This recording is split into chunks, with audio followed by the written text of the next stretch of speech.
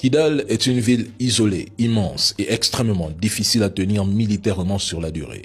Contrôler une ville comme Kidal pour les terreaux signifie maintenir en permanence des lignes d'approvisionnement sécurisées, des stocks de carburant, des munitions, de la nourriture, des pièces mécaniques, des moyens de communication et surtout une capacité à faire circuler facilement et librement hommes et matériel sans interruption, ce que nous n'avons jamais vu depuis le 25 avril avec les terreaux.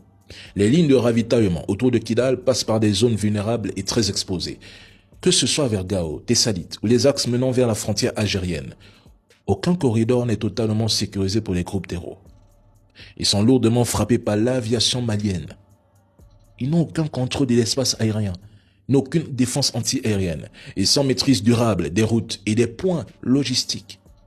Une ville comme Kidal devient rapidement un piège. Tenir Kidal pendant plusieurs semaines ou plusieurs mois est quasiment impossible dans la configuration actuelle, sous Assimi je précise. Et je l'ai dit dès l'attaque du 25 et je maintiens cette position. Ils sont totalement vaincus à Kidal. Beaucoup ont annoncé trop vite que Kidal ne sera plus jamais reprise. Ils oublient un principe élémentaire de la guerre. Entrer dans une ville n'est pas la même chose que la gouverner, l'administrer, sécuriser les axes, assurer le ravitaillement et la défendre durablement. Et cela vaut aussi pour Bamako. J'ai même entendu certains affirmer que les Russes se seraient entendus avec les terreaux pour laisser tomber Kidal.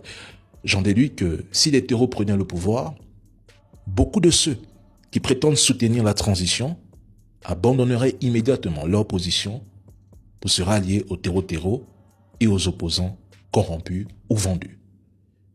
Mais la guerre n'est pas terminée. Nous allons combler les failles, réajuster le dispositif, renforcer les corridors, adapter les stratégies et poursuivre la lutte. Quant à ceux qui attendent la chute du Mali, vous risquez d'attendre très longtemps.